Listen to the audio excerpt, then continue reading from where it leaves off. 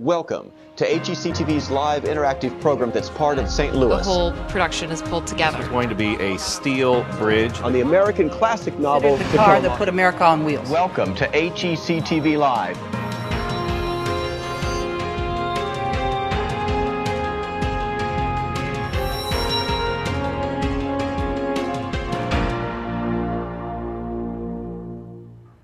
Today, HECTV Live brings you Shakespeare Outdoors Hamlet. We're going to focus on production elements and theatrical careers. Hi everybody, I'm Tim Gore, your host for HECTV Live, and I'm very happy to welcome you to a very bright and sunny Forest Park, the Shakespeare Glen in Forest Park here in the heart of St. Louis this morning. Our program yesterday was under cloudy skies, and of course that's part of the excitement, I guess, so to speak, of doing a production outdoors. Some days you have beautiful weather, some days you don't, but there's different challenges because of that. Our program this morning is going to focus on a variety of the production elements that go into creating a successful outdoor production. Most of our focus this morning will be on front of house operations. Then this afternoon we'll focus a little bit more on some other backstage operations and those kind of production elements. We're interested in your questions throughout the program, so if you're joining us via television or the web, email us to live@hectv.org. That's live@hectv.org. As always, we're being joined by interactive schools for this program, and that includes Corning, Arkansas, that includes Holt High School in Wentzville, Missouri, and that of course includes East Northumberland up in Brighton, Ontario. We'll bring them in for their questions throughout the program, and don't forget, you can email us at live@hectv.org. We're going to start by meeting two of the people who make this thing work. The first will be Kelly O'Connell, production manager, and of course Patty Wally, who's the operations manager. So come right on in, ladies. And we're going to let Kelly walk a little slowly. She's had a back injury. Patty, very nice to meet you. Kelly, nice to meet you. Thanks very much for being here. So first of all, let's talk a little bit about the nature of the whole operation. As production manager, Kelly, what exactly does that mean you get to do? What I do is I take care of everything from the edge of the stage backwards. I make sure the scenery gets loaded in, I make sure the lighting gets loaded in and ordered on time, the gel happens, the sound comes in, the actors come in and are happy, everyone has a contract, and everyone comes in under budget, which is the most important part. Oh yeah, I guess that probably would matter. Generally speaking, yes. Under budget might matter. Now, in light of that then, Patty, what do you do as operations person? Come right on up. I do everything in front of the stage, from setting up the house, which you can see going on behind you right now, to recruiting volunteers, both individual volunteers as well as working with organizations, both for-profit and non-profit in the St. Louis area. I work on getting tents. I work on contracting with various restaurants, purchasing souvenirs, and again, coming under budget. Well, let's take a minute and look at the space. We've got some cameras that are down in front of the stage, and I'll ask them now to organize themselves so we can actually see the house itself. We're in a natural amphitheater here that's very close to the St. Louis Art Museum, and you see some chairs are being set up. This big tent that has the windows in it, Patty, I'm assuming that's some sort of production operations place? Yes, that's where our sound and lighting people will go, and they'll run the show from there. And then above that on the hill, I'm seeing all these other tents as well. More happens here than just the production. Yes, we have restaurants, we have souvenirs that we sell, we have an information tent where you can sign up to be a volunteer if you'd like to do that. You can purchase our chairs for rental. We also have a green show stage where every night we'll be doing a combination of both Trippingly Hamlet, which is from the educational tour, as well as having area local artists, musicians, dancers, jugglers, magicians. Fire eaters, I believe. That come in and they alternate every night. Very cool. Now, having been to the Shakespeare Festival each of the years that it's been in St. Louis, I know the answer to this question, but people are seeing chairs going up. You aren't really literally putting chairs all over this hill, are you? No, we're going to have 200 chairs, I'm sorry. And the rest of us, people just bring their blankets or their lawn chairs or whatever the case may be. Blankets, lawn chairs. People usually start arriving about 6 o'clock at night, and they make an event. Some will bring picnic dinner, some will either pre-order from LaGras, or they can purchase food right here. Very cool. I want to go to our student group so we can have some questions. And ladies, I'll have you orient yourself this way so we're all looking right into the camera. So let's go to East Northumberland up in Brighton, Ontario. East Northumberland, do you guys have a question right now? When does the show start? Oh, perfect. The basic question is, when does the show start? So Kelly, let's talk about the run of the show to begin with. The previews, which are still technically dress rehearsals. If something goes wrong or something doesn't work, we can still stop the show, but we do have a live audience. Start May 26th. It'll be the 26th and 27th. Our grand opening will be on May 28th, and we run through June 20th. We run every single night of the week. We start at 8 p.m. We do not run on Tuesdays or on June 5th. Ah. let's talk a little bit about what happens before then. Talk about the nature of the whole operation. It's like the director gets hired, how far in advance of the production element? What's the production calendar like? The director gets hired at least a year out, generally 2 years out. We'll precast a couple of the major roles just so they really have enough time to start really researching. The set lighting and costume designers all start, for this show they started in October, meeting and started thinking about their design and what they're going to do. Everything is finalized by February or March. We start loading in the early May, the first week of May, loading in all this gorgeous stuff. And we actually have actors on stage starting on Wednesday, and for an entire week we'll start teching the whole show, going through every single thing, cue by cue, out in the park, making sure the actors know where they're going, because it's a bit of an adjustment coming from an indoor rehearsal space to an outdoor space. And then we'll do 3 dress rehearsals, and we open. And we're going to talk more about that whole bringing the set to life when we're also joined in this program by Andrew McCandless, the technical director, and Kelly and Andrew and I will go through a little bit construction video for you and you'll see it. But we have a very large set. They're still working on it right now. Patty, let's talk in terms of like the operation. You got to deal with both good weather and bad weather. So obviously you care if it rains, but how do you orient yourself for the fact that you're going to have to deal with all sorts of elements? It's like live theater. You just take it as it comes. You can't predict anything, and you just have to, I hate to say it, go with the flow. So what's the nature of determining if the show makes it or not? Like, what's the, I guess, the chain of command to determine, ooh, thunderstorms at 7:45, curtains not till 8, we'll wait. Ooh, major pouring at 8:30. Oh dear, there's lightning at 10. What's the process like? Well, we work a lot now with the internet and actually calling the National Weather Service to get forecasts. You know, if it's still raining at 4 or 5 o'clock, we're fine. Depending on lightning, that's also a factor. If it's raining closer to 7:30, we'll usually hold the show for both audience as well as to get the stage dried out if hopefully it stops raining soon. You know, it kind of varies. We really don't have a standard. We like to call the show by 9 o'clock if it is raining. A lot of it also comes down to the actors, that they don't feel that it is safe, whether it is sprinkling or even if it's stopped raining, but the stage is wet enough that we can't dry it to their satisfaction and we don't have enough audience, they can agree not to do the show. You know, and when it comes to rain, we take into consider both the audience as well as the actors. We want everybody to be safe and have an enjoyable time here. Well, obviously we're dealing with a show where sword fights are a part of it, so I guess safety would really matter. Indeed, that's very correct. There's a lot of sword fighting, there's a lot of pushing people around, and there's 2 levels with not a whole lot of railing for them, so we have to make sure they're absolutely safe. But we actually come equipped with 4 large industrial-sized squeegees and a large amount of towels. And if it rains, you will see both of us out there on that set squeegeeing and toweling. Oh, I hope I get to come that night. Let's go back to Ontario again. Brighton, another question from you guys? Do the show at night so that you can, like, have lighting, or do you ever do it in the day? What do you do for lighting in the day? Oh, that's very good. The shows happen at night. Curtain time is 8 o'clock, but obviously light changes. The question is about light and how you do it. We can show you on camera the light towers that you'll be able to see here. But so, Kelly, let's talk about that, because at 8 o'clock the sun hasn't set yet. That's correct. I was actually the assistant lighting designer in 2007, so I'm all too familiar with this. When we start, it's still light outside. So we have a farmer's almanac of when the sun sets every night, and what we do is we actually light to the darkest it'll ever be. Okay. So it's a lot of guesswork involved. You know, we start at 8 o'clock and we start teching. Well, it's light now, but at the end of the summer it won't be light anymore. So there's a lot of guessing involved with it. But it doesn't start until about 9 o'clock until the lighting really reads on stage, and then it's beautiful. And since very near the beginning of the play is obviously when the ghost of Hamlet's father arrives, and people like to think of that as, you know, smoke and fog and mirrors and all that good stuff. But he's going to be pretty brightly lit here at 8:15 at night. He sure is. So, like, has is it just like there's the ghost and he's there, or something else done in terms of the production elements for this production to give us a sense that he's a spectral figure? Well, we get to rely a lot on costumes for that this year.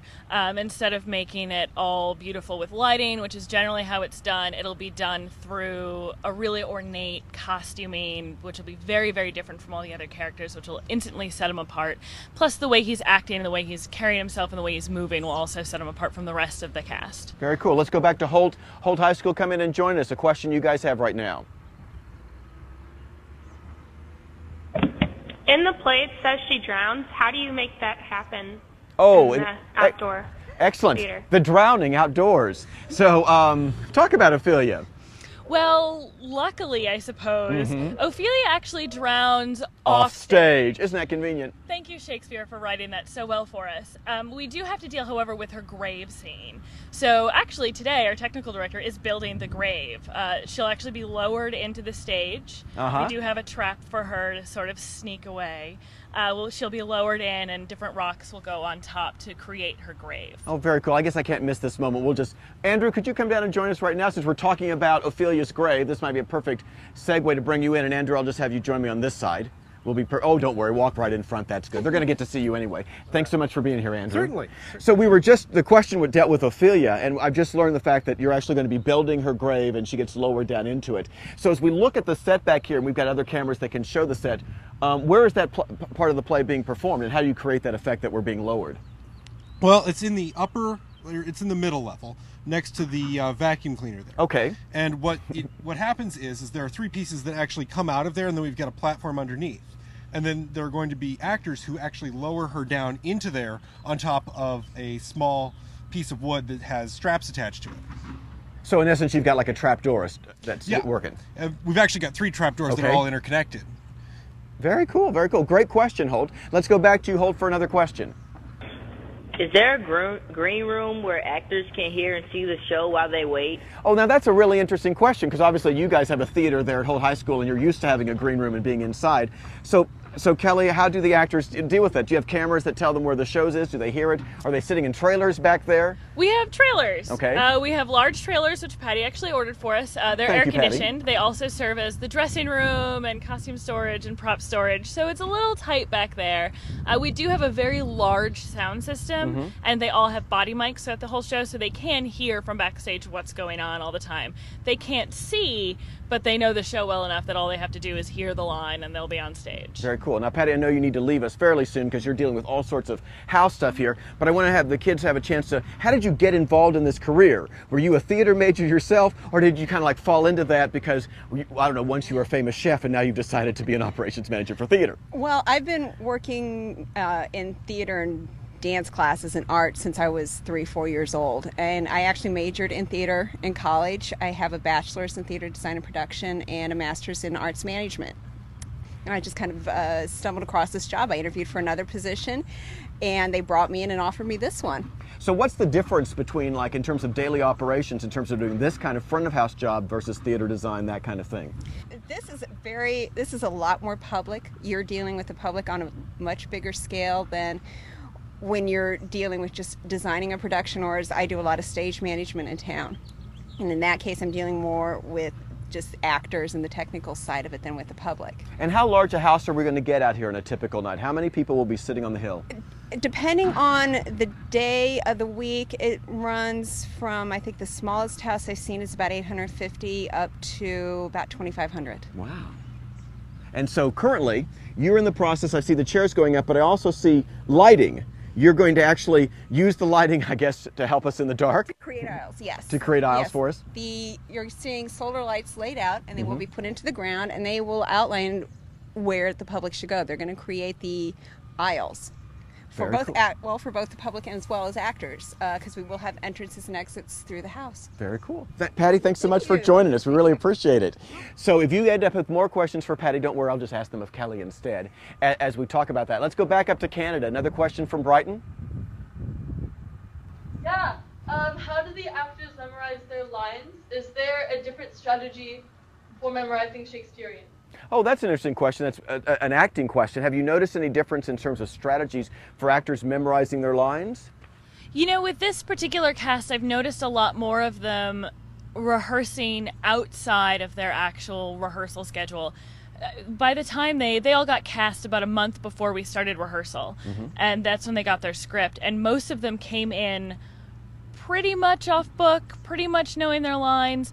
But I've never noticed, doing other different kinds of plays other than Shakespeare, so many people getting together after rehearsal and running lines. And we also have a very excellent voice and text coach, which will take them aside and really work on their diction and the pronunciation and the meanings and everything. So we do have a special trainer just to work with the voice and text of Shakespeare. Oh, very cool. Another question from Canada?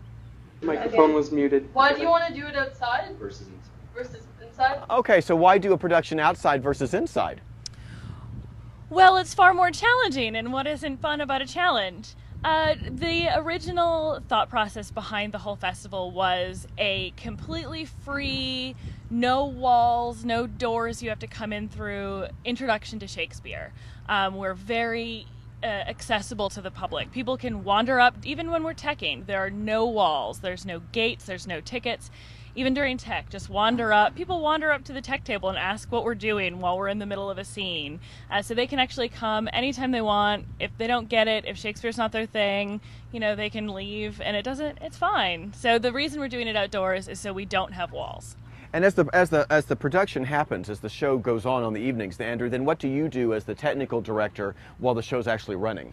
My job during the run of the show is just maintenance. If something breaks, if we have an issue where something ceases to work because it's swelled with water, I come in and I make sure that it all fits back together and works and is safe for the actors. And so in advance of the show then, are you the guy who's in charge of construction, making sure all that happens right? In this production, I'm just in charge of making sure it gets loaded in. From the moment the set gets dropped off, I make sure that it goes in the right place in the correct orientation with everything else. Okay, very cool. Let's take a moment, and we can use a variety of our cameras here, but let's orient everybody to the size of the set and the scale. Can we talk a little bit about dimensions here?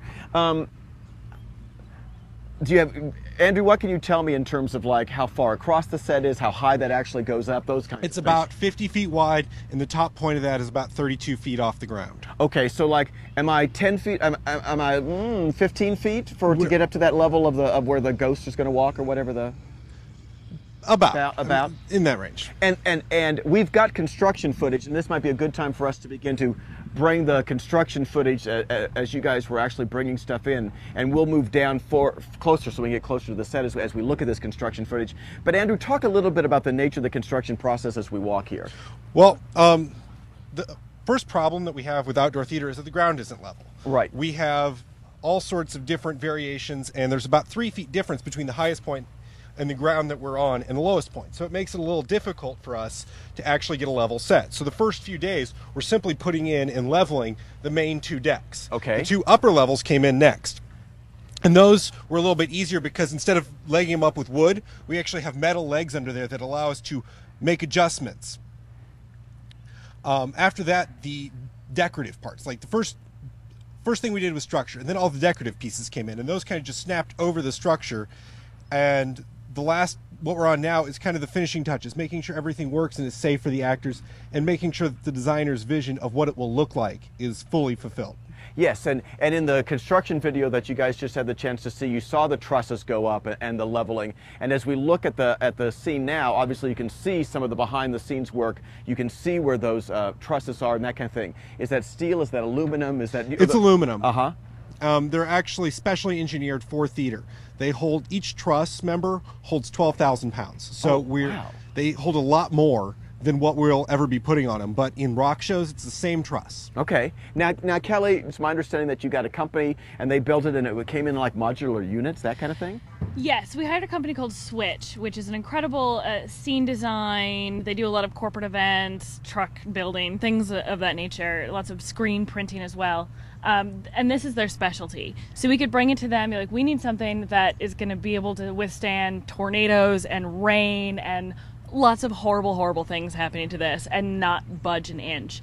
So they took all the ground plans and actually built it for us. And then they broke it down into small sections, and Andrew went into the shop and watched them put it all together so it could be assembled correctly. But it essentially comes Slot over A here into like hole B or whatever the case is. exactly. It essentially comes over like a small puzzle for us, and we put it all together and fit it together once it's in the park. Very cool. Let's go back to Holt High School. Question for you guys, Holt?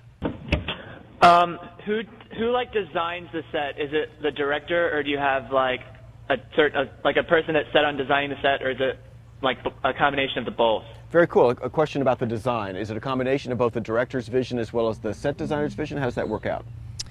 The set designer and the director usually sit down and have a meeting of what they both need. They've already read the play, they've already done research on it. The set designer will bring pictures and say, you know, this is what I'm looking for. Is this the right time period? Is this the right space for you?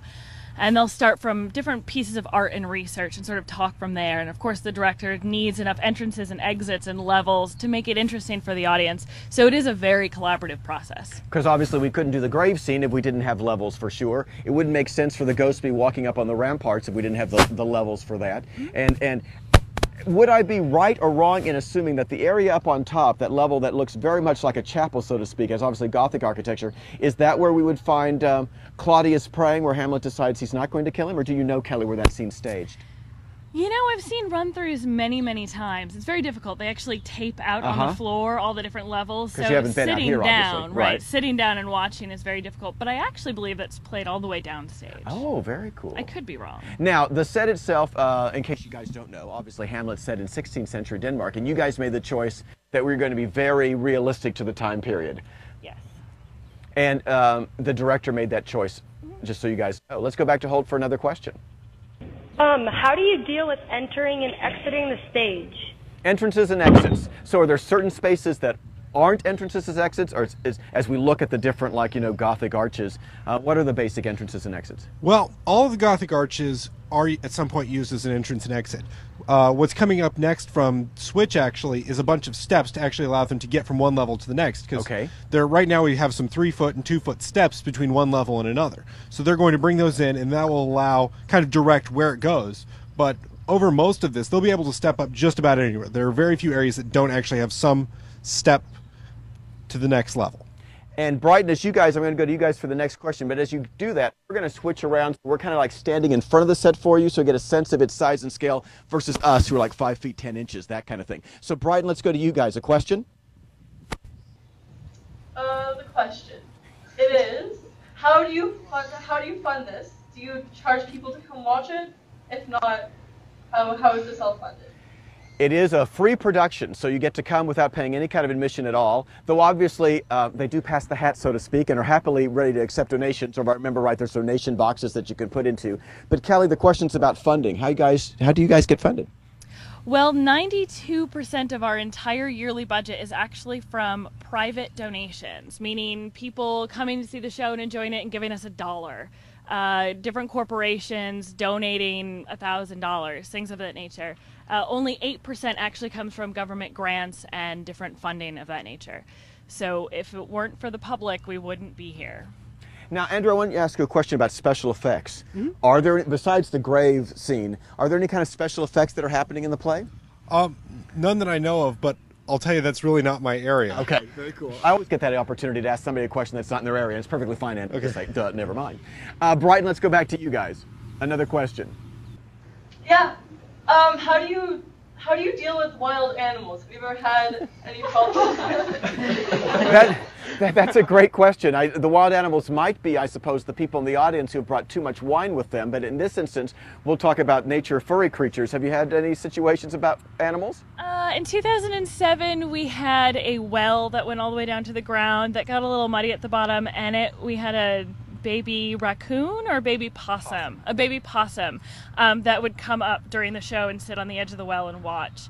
Every year we also have 2 ducks, a male and a female, that we've named Pyramus and Thisbe, that live backstage. There's a little area when it rains, it makes a little puddle, and they live there, and they're always just hanging out backstage. They don't make too much noise, but they've been there for all 10 years. Now, Andrew, talk about the construction process. Where do the guys come from who are building the set?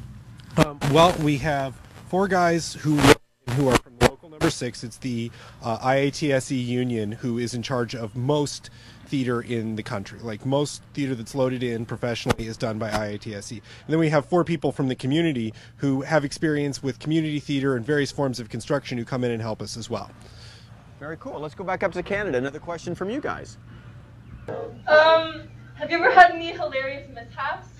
Oh, any kind of mishaps? Was that the question? Did I hear it right?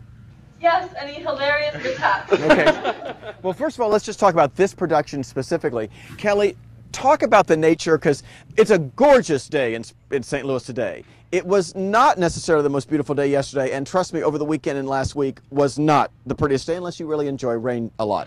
So talk a little bit about the possibility for mishaps, but just the nature of constructing in this kind of outdoor environment, and then if you've got a great story, I'm sure they'd want to hear it. It does become a clear safety issue a lot. If there is rain at all, they have to be careful of what power tools they're using and things of that nature, because electricity and water don't really like each other very much. So we have to be careful of that. Also, if we'll work through rain, they won't go up on the towers because it's slippery, but they won't as soon as it thunders, we got to stop. That's where it becomes very dangerous. And Andrew, any kind of mishaps that we need to concern ourselves with as you guys loaded in, or was it all smooth as No, this one was very smooth load in. I mean, the rain made it a little difficult. We use a forklift to help load in, and that made it got a little bit difficult once it got muddy. We try not to tear up the grass for Forest Park because we like the look of the grass. So that did give us a little bit of problem, but overall this year's been a pretty smooth load in. Very cool. Let's go back to Holt High School up in Wentzville. Hold another question from you guys. How do you begin a career as a tech director? Oh, perfect question. I'm glad you guys asked it. So Andrew, how do you begin a career as a tech director? Well, I was really involved in theater in high school, and when I went and applied, I got into a BFA program in Columbia, Missouri, and they really prepared me to go out, and I've worked in 5 different states doing pretty much what I'm doing here. So it's very cool, very cool. And Kelly, how did you get into your career? I've been doing this since high school.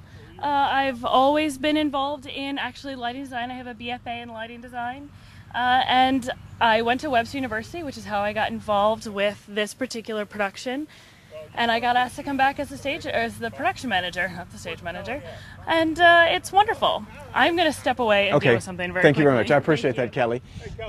So let's go back to Holt High School for another question. Take it away, Holt. Compared to other outdoor sets in St. Louis, how dangerous is it backstage? Oh, I mean, it can be dangerous work. We're using power tools. We'll walk up the hill. We're dealing with high voltage to control all the lights. So, I mean, there are dangers, but one of the major things we focus on is safety. Gotcha. And so I want to go back to Holt. Let's let you guys ask a third question, then I'll go back up to Canada. Take it away, Holt. How long did it take you guys to actually build, the production? How many days? Time frame.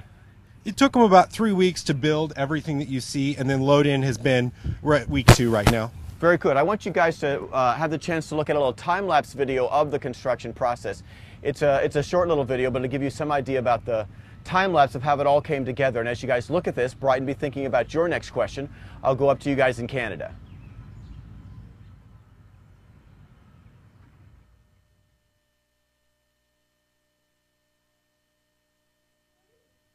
Is there sound and music that's involved in the production? Sound, definitely. We don't have live music. Live musicians out here, there are a couple of problems. If they get wet, it's not good news. So most of our music is recorded, and later today they'll actually be hanging the massive speaker columns. They're actually the same kind used in major rock shows. Okay. And we're going to hang them up along with the lighting out here. And those are loud enough that even if we have the 2,500, nobody has a problem hearing. Very good, very good. And you guys can see those light towers right here, and so the speakers will be hung on them just as well. And let's talk about those instruments a little bit, because obviously we have to deal with the elements. I see that there's some coverage, but it also looks like some of them aren't covered. So is there a difference between lights that are used for outdoor productions and lights that are used like in an indoor theater? Well, actually in this case, no. They do make some for outdoor, but they're excessively more expensive. So what they've chosen to do, the people who we rent them from, these are their ones that they use, and they realize that they're going to be outside, and they've just accepted that as part of doing business. The ones that are covered are, for example, the Spotlight, which is it's significantly more expensive, and the other ones that have covers on them up front are ones that have an additional piece of equipment that allows them to change the color of the light. And since those are a more expensive piece of equipment, they try and cover those up from the elements more so than just the lights. Gotcha, very much. Thanks very much. And let's go back to Ontario, Canada. You guys got another question? Hi. Do you guys record this? Or is it? Can I buy a DVD? And Ontario, I'm sorry, I'm going to have to, at this point in time, just let you guys know that we're going to have to leave the program at this moment so they can deal with the construction issue that they're working with. We really appreciate the fact that you've been with us in Ontario, and really appreciate the fact that you guys were able to join us out in Holt High School. Again, this program will be archived on the web, and we look forward to connecting with you again. Thanks so much, everybody.